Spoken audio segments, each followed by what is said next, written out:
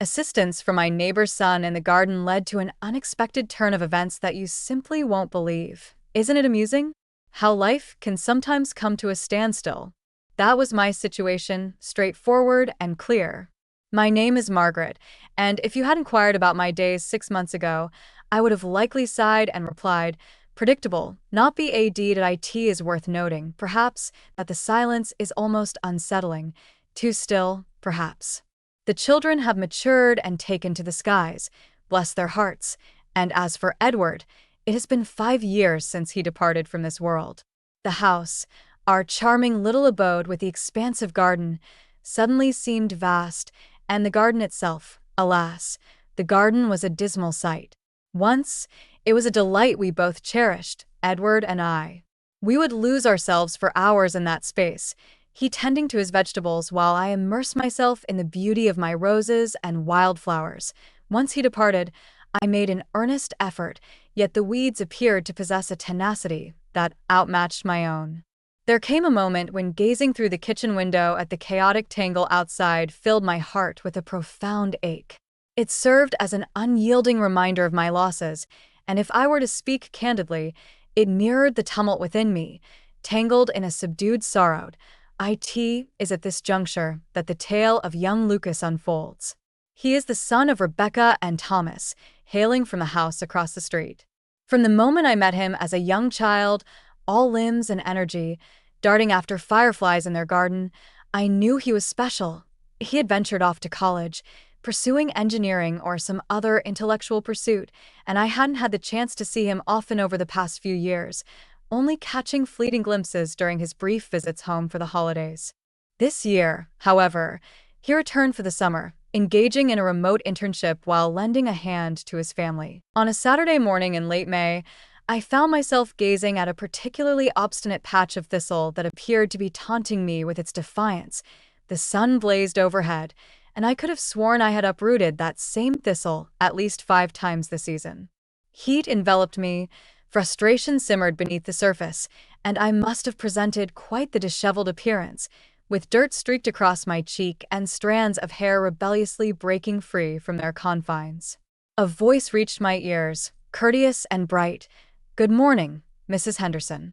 I straightened up, perhaps a touch too hastily for the comfort of my back, and there he was, Lucas, casually leaning against his parents' fence, a coffee mug cradled in his hand. His face retained the same kind, open expression it had always possessed, yet it bore the unmistakable marks of manhood, shedding the innocence of boyhood. He had grown taller and leaner than his father, exuding a subtle yet undeniable strength. "Oh, Lucas.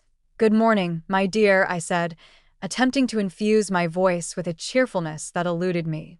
"Back home for a while?" "Indeed, for the summer," he smiled, savoring the stillness before my parents fully awaken and set me to my tasks. He waved his mug in a somewhat indistinct manner.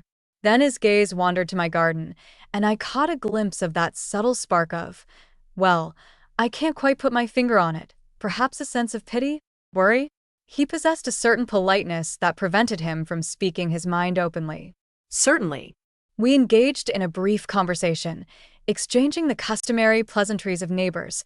Just as he was on the verge of retreating indoors, a moment of hesitation gripped him. "Mrs. Henderson," he said, his voice tinged with a hint of awkwardness, "I find myself with a considerable amount of free time in the afternoons. Whenever the need arose for an additional set of hands in the garden, I found myself often assisting my grandpa with his endeavors. In truth, I find myself yearning for it." I found myself utterly astonished. Is that so? In this modern era, a young man extending his hand to assist an elderly neighbor with her weeds? It evoked the essence of a time long past. My initial response was to declare, "Oh no, dear, I'm handling it," which was a blatant falsehood. In truth, the mere idea of another witnessing the complete scale of the calamity firsthand was somewhat embarrassing. Yet, as I gazed upon his sincere expression and the stubborn thistle before me, an alternate idea emerged in my mind. What holds us back?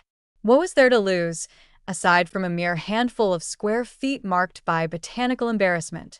"Lucas," I remarked, with a measured tone, "that's truly generous of you. Do you truly believe that?" I would hesitate to intrude. He offered a slight shrug, a true smile illuminating his features, not at all imposing. I would genuinely like to. It draws me outside, far from the glow of the computer screen. Thus, the matter was resolved. He mentioned he would arrive after lunch, approximately at 2 o'clock. The following hours unfolded in a haze, a curious blend of satisfaction and unease swirling within me. I took it upon myself to tidy up the potting shed a little, though one might wonder why, as we certainly weren't preparing for a garden party. As the clock struck 2, a soft knock echoed from the back gate. He stood there, clad in a faded t-shirt and worn jeans, with work gloves already in place.